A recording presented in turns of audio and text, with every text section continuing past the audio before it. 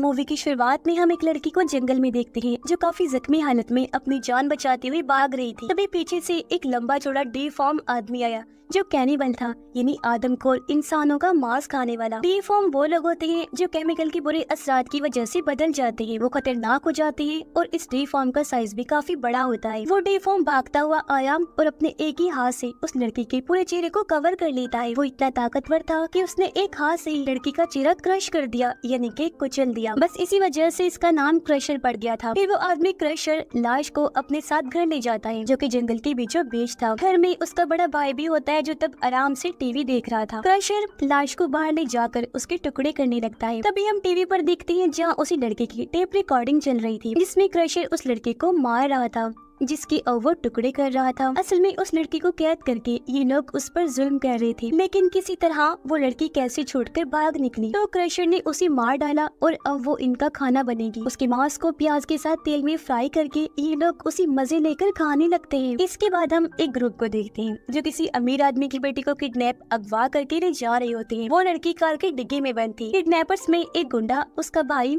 साथ ही एक लड़का और उसकी कजन सैरा थी। सैरा और उसका कजन तो किडनैपर नहीं थे, बस मजबूरी में इन गुंडों के साथ मिलकर ये सब कर रहे थे। ये सब लोग जा कहाँ रहे थे किसी को कुछ मालूम नहीं था, बस एक गुंडा ही जानता था, लेकिन वो किसी को भी बता नहीं रहा था। खैर ये लोग एक गैस स्टेशन पर रुकते हैं। गुंडा कार में ही बैठा होता है जबकि उसका भाई फ्यूल भरने बाहर जाता है। करीब बाद सैरा और उसकी कजन की वो स्टोर के अंदर चले जाते हैं। पिछला दरवाजा खुला हुआ था। अब सैरा के कजन का दिल कर रहा था कि भाग जाए, लेकिन अपनी बहन को यहाँ छोड़कर जाने का उसका दिल नहीं कर रहा था। इनकी कार के आगे एक बूढ़ा आदमी अपने ट्रक में फ्यूल भर रहा होता है। तभी एक शेरिफ आकर उस आदमी से बातें करने लगा, जिससे इन दोनों गुंडों की धड़कन तेज हो जाती है। गुंडे ने तो अपनी गन भी निकाली थी। तभी सैरा और उसका कजन भी बाहर आए तो शेरिफ इन दोनों से भी बातें करने लगता है और ये देखकर तो दोनों गुंडे और परेशान हो जाते हैं। इन्हें डर लगने लगता है कि कहीं शेरिफ को इन पर शक न हो जाए, पर सैरा ने शेरिफ से बातें करके उसका ध्यान भटका दिया। इसके बाद ये फिर से आगे बढ़ जाते हैं, लेकिन रास्ते में गुंडा सबसे बहस करने लगा। तभी अचानक सामने एक बड़ा सा हिरन आ जाता है। तब कार गुंडे से संभल नहीं पाई और सीधा हिरन से जा टकराती है। वो तीनों तो बच जाते हैं, लेकिन गुंडा फंस जाता है और हिरन बेचारा तो मर ही जाता है और उसके सींग गुंडे के सीने में घुस जाते हैं। वो तीनों हिरन को आगे से हटाने की कोशिश कर रहे थे, लेकिन इतना भारी हिरन उनसे जरा सा भी सिरक नहीं रहा था, जिससे गुंडे को तकलीफ हो रही थी। लेकिन तकलीफ उसकी तब बढ़ गई जब वो हिरन होश में आकर छटपटाने लगता है। गुंडे से तकलीफ बर्दाश्त नहीं हुई तो वो सीधा हिरन के सर में गोली मार देता है, लेकिन फिर भी वो बचने वाला तो नहीं था। इसलिए उसका भाई गुंडा उसकी गन छीनकर पूछता है कि हमें कहाँ जाना है, वो बताओ। पर गुंडा अभी भी बता नहीं रहा था तो गुस्से में उसके भाई गुंडे ने उसके सर में ही गोली मारकर उसका सर उड़ा दिया। अब प्लान तो इनका गुंडे के साथ ही खत्म हो गया था। आगे क्या करना था वो इन्हें पता ही नहीं होता और तो और कार भी नहीं चल सकती थी, इसलिए अब उन्हें पैदल ही आगे बढ़ना था। उन्हें ये भी समझ नहीं आ रही थी कि वो आगे की तरफ जाएं या पीछे गैस स्टेशन की तरफ, लेकिन साथ में किडनैप की हुई लड़की भी तो है, उसका क्या करें, इस बारे में ही वो सोच रही थी। इस परेशानी में वो पड़े ही थे कि तभी अचानक वहाँ एक ट्रक आ जाता है जिसमें एक आदमी था। वो इनकी हालत देखकर कहता है कि तुम में से 2 लोग मेरे साथ चल सकते हो, गैस स्टेशन पर जाकर मदद मिल जाएगी। लेकिन दूसरे गुंडे का प्लान तो कुछ और ही था। वो सोचता है कि 2 क्यों जाएं जब हम तीनों ही जा सकते हैं, वो भी किडनैप की हुई लड़की को साथ लेकर, और वो भी पीछे नहीं बल्कि आगे जाएंगे। ये सोचकर गुंडे ने उस आदमी को गोली मार दी, जिससे वो बेचारा गिर गया। हालांकि वो तो मदद करना चाह रहा था। गुंडा दूसरी गोली भी मारने लगा, पर तभी सैरा के भाई ने उसे रोक दिया, जिस चीज का फायदा उठाकर वो ट्रक वाला आदमी यहाँ से भाग जाता है। अब गुंडे का दिल कह रहा था कि वो सैरा के भाई को भी मार दे, लेकिन सैरा की होते हुए वो ऐसा नहीं कर सकता था। खैर अब उनके पास और कोई रास्ता नहीं था, इसलिए किडनैप की हुई लड़की को बाहर निकालकर वो जंगल के रास्ते आगे बढ़ने लगते हैं। लेकिन क्रशर का भाई उन पर नजर रख रहा था। इंसानों को देखकर उसके मुंह में पानी आ गया। कई हफ्तों का खाना उसके सामने था जिसे वो गंवाना नहीं चाहता था। वो सीधा क्रशर को लेने घर पहुंच जाता है, जो कि उदास होकर बैठा हुआ था, क्योंकि वो कहता है कि मेरी नई दोस्त यानी जिसे उसने मार दिया था वो भी मुझे छोड़कर अपनी जान बचाकर भाग गई थी। उसका भाई कहता है कि नई दोस्तें आ गई हैं, जल्दी चलो। तो वो भी हथकड़ियाँ बेड़ियों के तौर पर उठाकर चला जाता है। अब तभी ट्रक चलाते हुए उस आदमी की मौत हो गई थी जो उनकी मदद कर रहा था, क्योंकि उसे गोली लगी थी, काफी खून बह चुका था। उसकी गाड़ी जैसी साइड में जाकर रुकी तो बूढ़ा आदमी उसे देख लेता है और फौरन यहाँ शेरिफ को बुला लेता है। ये देखकर शेरिफ को पता चलता है कि मामला तो सीरियस है, क्योंकि उसे गोली लगी थी। तभी रेडियो पर खबर आती है कि 4 किडनैपर्स एक लड़की को किडनैप करके भाग रहे हैं। तब उन चारों की कार की हुलिये को याद करते हुए शेरिफ को यकीन हो जाता है कि वही 4 लोग हैं जिन्हें उन्होंने सुबह देखा था। तब शेरिफ ने और पुलिस बुलाई। फिर वो खुद भी आगे बढ़ जाता है चेक करने के लिए। इस बीच सेरा का भाई उस किडनैप लड़की की पूरी देखभाल कर रहा था जिसका नाम ऐश था, और उनके पीछे पीछे क्रशर भी चल रहा होता है। लेकिन गुंडा इस सबसे पक चुका था। उसका दिल कर रहा था कि मैं सेरा के भाई को भी मार दूं, पर उसकी गोली मारने से पहले किसी और ने ही गुंडे को गोली मार दी, और ये था क्रशर का भाई। उसकी आते ही सेरा नाटक शुरू कर देती है कि ये बुरा आदमी था, हमें किडनैप करके ले जा रहा था, हमें बचाओ। कभी ये तो कभी वो। लेकिन क्रशर की भाई पर नौटंकी ऐसा कोई ड्रामा असर नहीं करता। सेरा का भाई भी आगे आया, लेकिन इससे पहले कुछ कहता क्रशर का भाई उसके मुंह पर गन मारकर उसका मुंह बंद कर देता है। उन दोनों बहन भाइयों को बेड़ियों में कैद करके वो उन्हें उनकी गाड़ी तक ले जाता है। वो हैरान थे कि कार तक क्यों ले आया। असल में क्रशर के भाई को हिरन का सर चाहिए था। इतना मजेदार खाना वो कैसे छोड़ के जा सकता था, और ऐश को पीछे इसलिए छोड़कर आया था ताकि क्रशर उसके साथ दोस्ती कर सके। लेकिन क्रशर तो उसे एक हाथ मार कर ही बेहोश कर देता है। उधर क्रशर का भाई सेरा के भाई से हिरन का सर कटवा रहा था, फिर दोनों बहन भाइयों से उसके सर को निकलवाता है। लेकिन जब सर को साथ ले जाने की बारी आई तो सेरा के भाई ने पूछा, तुम्हें मांस नहीं चाहिए क्या? जवाब में क्रशर का भाई कहता है, नहीं, हम जानवरों को नहीं खाते। सेरा के भाई ने सोचा शायद वेजिटेरियन होगा, सब्जियां खाने वाला, पर उसने ठीक से नहीं सुना था कि हम जानवरों का मांस नहीं खाते, यानी कि वो इंसानों को खाने वाले कैनिबल्स जो थे। तब तक क्रशर ऐश को लेकर घर पहुंच चुका था और उसे अच्छी तरह सूंघ कर बाहर चला जाता है। तब हमें पता चलता है कि ऐश तो बेहोश होने का नाटक कर रही थी, लेकिन जैसे वो जान बचाने के लिए भागी,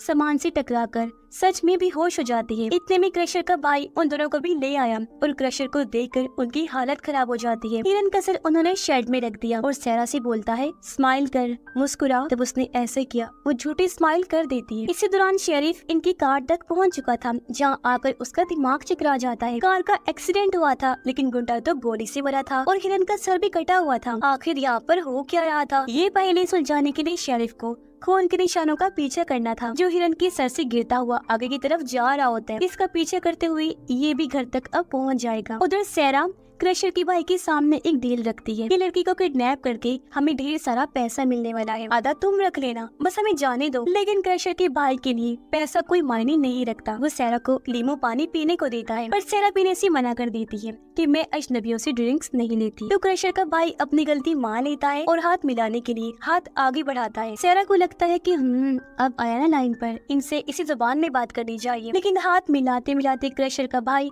उसका हाथ खींचकर उसका मुंह टेबल पर मारता है और वो देखती ही रह जाती है। सेरा को डर था कि नींबू पानी के अंदर जहर होगा, लेकिन फिर वो सोचती है कि अगर इसने मुझे मारना ही होता तो जंगल में ही मार देता, तो वो पीने के लिए तैयार हो गई। लेकिन वो कहती है कि तुम भी उन लोगों जैसे ही हो, जैसे लोग मैसेकर में होते हैं, कत्ल सरेआम करने वाली। तो क्रशर का भाई बोलता है कि ये मैसेकर नहीं है, कत्ल में तो टाइम लगता है और इतनी बेरहमी से नहीं मारा जाता, लेकिन हमारे केस में सब स्लैशर है, यानी बुरी तरह तड़पा कर मारना। हम तो एक हाथ से चेहरे को क्रश कर देते हैं, फिर उन्हें पकाकर मजे से खाते हैं। क्रशर की भाई ने उस पर गन तान दी, जिसके बाद वो बिना बोले सारा नींबू पानी पी जाती है। फिर गन को साइड में रख के क्रशर का भाई थोड़ा काम में मसरूफ हो जाता है, तो सेरा गन उठाकर उस पर गोली चला देती है, लेकिन गन तो खाली थी। यहाँ पर सेरा को पता चलता है कि नींबू पानी में जहर तो नहीं था, लेकिन बेहोशी की दवा थी। उसके बेहोश होते ही क्रशर का भाई ऐश के पास पहुंच जाता है, जिसे चेयर पर बांधा हुआ था उस पर जुल्म करने के लिए। वो अभी भी बेहोश होने का नाटक कर रही थी, तो क्रशर के भाई ने उसका लॉक तोड़कर कपड़ा उसके मुंह से हटाया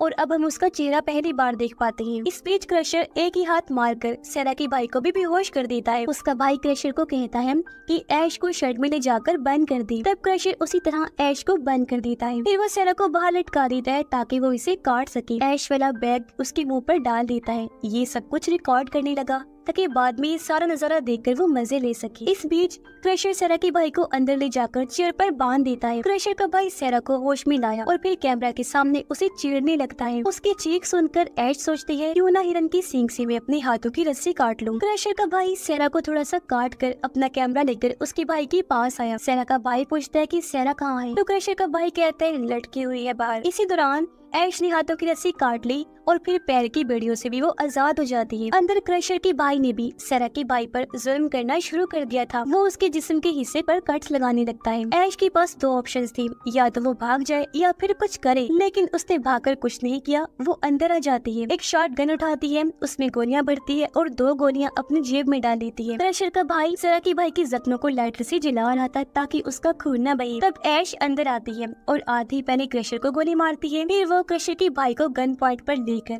सेरा के भाई को आजाद करवाती है। फिर उसने सेरा के भाई के हाथों क्रशर के भाई को वीडियो में कैद करवा दिया, जिसके बाद वो तीनों को लेकर बाहर आ जाती है। क्रशर के भाई को वो इसलिए नहीं मार रही थी क्योंकि वो इन्हें रोड तक पहुंचाएगा। सेरा के भाई ने उसे नीचे उतारा और देखा कि वो भी जिंदा है। उसने सेरा को कपड़े पहनाए और फिर वो चल दिए क्रशर के भाई के पीछे। हालांकि चलने में दोनों को तकलीफ हो रही थी, लेकिन चलना मजबूरी थी। ऐश ने तीनों पर गन तानी हुई थी क्योंकि ये दोनों इसके दोस्त तो नहीं थे, ये तो इसके किडनैपर्स थे। तीनों इसके लिए बराबर थी, लेकिन बड़ा खतरा था क्रशर के भाई का। चलते चलते क्रशर के भाई ने सेरा के भाई को पकड़ लिया। सेरा का भाई ऐश को गोली चलाने को कह रहा था, पर जब उसने नहीं चलाई तो क्रशर के भाई ने उसकी गर्दन तोड़कर सेरा के भाई को जान से मार दिया। ऐश अब भी गोली नहीं चला रही थी। तब सेरा ने ऐश के हाथ से गन छीन ली और सीधा क्रशर के भाई पर गोली चला दी। अब क्योंकि गन सेरा के हाथ में आ गई थी, ऐश फिर से गुलाम बन गई थी। उसने ऐश को गन पॉइंट पर लिया हुआ था। तब किसी ने गोली मारकर सेरा का ही सर उड़ा दिया और वो था शेरिफ। शेरिफ को लगा कि सेरा ऐश को मार देगी, इसलिए उसने उसे ही मार दिया। शेरिफ ऐश से थोड़ी पूछताछ करता है, फिर उसे कहता है कि मुझे उनके घर तक ले चलो, पूरे मामले की जड़ तक जाऊंगा, तभी यहाँ से जाऊंगा। पर घर आकर उन्होंने देखा कि क्रशर तो वहाँ पर है ही नहीं। ऐश को पता लग चुका था कि अब तो हम गए जान से। वो भागना चाहती थी तो शेरिफ ने उसी हथकड़ी लगाकर चेयर से बांध दिया। फिर वो बाहर जाता है, जहाँ क्रशर ने एक हाथ पकड़ कर ही उसका चेहरा क्रश कर दिया। इसके बाद वो उसके टुकड़े करने लग जाते हैं। तब तक ऐश भी हथकड़ियों से आजाद हो जाती है। क्रशर ने शेरिफ के हाथ पांव काटकर हवा में उड़ाना शुरू कर दिए और एक बड़ा सा चाकू लेकर ऐश भी बाहर जाने लगती है। तब क्रशर का भाई अंदर आ जाता है और उसे गन पॉइंट पर कर लेता है, लेकिन ऐश ने जल्दी से वो चाकू उसके माथे में घुसा दिया। अब मरने से पहले वो चिल्लाकर क्रशर को बुलाता है। क्रशर आया तो ऐश ने उसे भी दोबारा गोली मार दी। फिर 2-3 गोलियां उठाकर वो बाहर भाग जाती है, लेकिन क्रशर भी उसके पीछे ही था। अच्छी बात ये थी कि गोलियां खाने के बाद क्रशर थोड़ा कमजोर हो गया था और वो स्लो चल रहा था। इसका फायदा उठाकर ऐश रोड तक पहुंच जाती है, जहां पुलिस भी आ गई थी। लेकिन रोड पर जाने से पहले उसने क्रशर की आंखों में आंखें डालकर उसे चैलेंज किया कि आ जाओ, पुलिस के पास जाऊंगी तो, लेकिन तुझे मार कर। पर क्रशर इस बात को नजरअंदाज करके वहाँ से वापस मुड़ जाता है। फिर